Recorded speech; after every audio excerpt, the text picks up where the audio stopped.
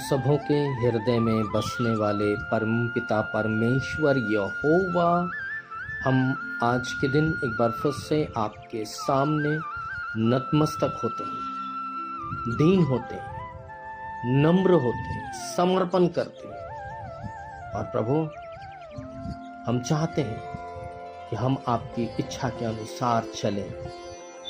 हम चाहते हैं कि हम परमेश्वर की इच्छा के अनुसार मांगे, क्योंकि जब हम परमेश्वर की इच्छा के अनुरूप चलेंगे और मांगेंगे और आत्मिक जीवन का निर्वाह करेंगे, तो निश्चित जो कुछ हम प्रभु यीशु मसीह के नाम में होकर के मांगेंगे, उससे परमेश्वर यहोवा परमपिता हमारे लिए पूरा करेंगे। इसलिए स्वर्गीय पिता, हम अपने हाथों को पवित्र स्थान में उठाकर आपको धन्यवाद कहते हैं।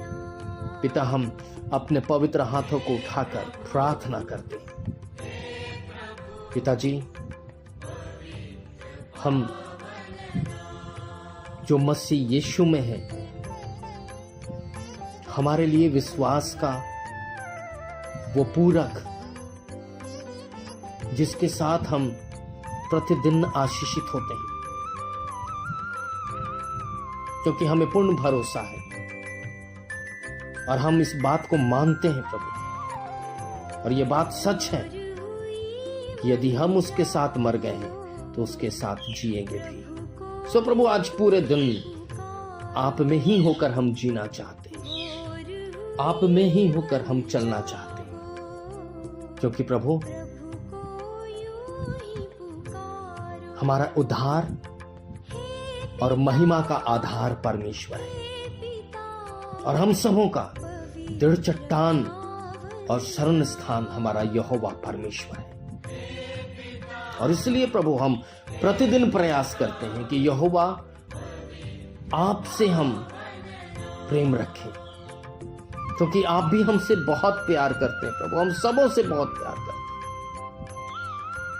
इसलिए प्रभु, आप अपनी करुणा हम पर बनाए रखते हैं।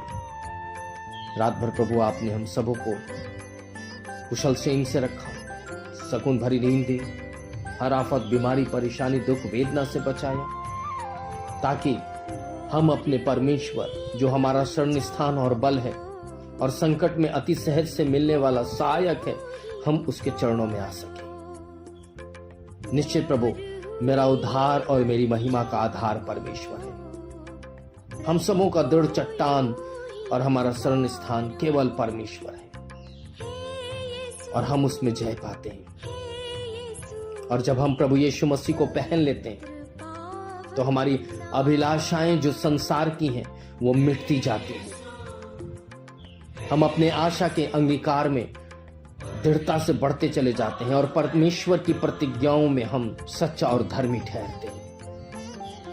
इसलिए प्रभु, आज की सुबह हम जितने भी लोग आपके सामने नतमस्तक हैं प्रभु, जैसा भजन संहिता 20:4 में लिखा है, वो तेरे मन की इच्छा को पूरी करे और तेरी सारी युक्तियों को सफल करे। निश्चित प्रभु, आज हम अपनी सारी इच्छाओं को और सारी योजनाओं को हम आपके सामने रखते हैं, चाहे वो हमारी पारिवारिक योजना हो, चाहे हमारी आत्मिक योजना हो, या हमारे नौकरी पेशे से जुड़ी हुई योजना हो, या पिता हमारे बच्चों से, हमारे बुजुर्गों से, या हमारे व्यक्तिगत जीवन से जुड़ी हुई योजनाएं। प्रभु, आज सब कुछ हम आपके सामने रखते हैं, क्योंकि परमेश्वर अपने डरवैयों की इच्छा पूरी करता है। और वचन तो यही कहता है कि वो हम सबों की दुहाई सुनकर उनका उद्धार करता है। सो हमारे उद्धार करता परमपिता परमेश्वर, हम सब कोई आपके सामने हैं। अगर कोई संकट में है और आपको पुकार रहा है प्रभु, तो आप उसे छुड़ा लीजिए। अगर कोई आपकी महिमा देखना चाहता है, तो प्रभु उनके विश्वास के अनुसार अपनी महिमा प्रकट करें। और पिता, जो लोग गुहार लगा रहे हैं, पुकार रहे हैं प्रभु, और प्रार्थना कर रहे हैं प्रभु, उनकी बातों को प्रभु सुन करके उनके विश्वास के अनुरूप प्रत्युत्तर दीजिए। पिताजी, हम जानते हैं कि तू अपने लोगों के पांवों को संभाले रखने वाला परमेश्वर है, और हमारे पांवों को टलने नहीं देता।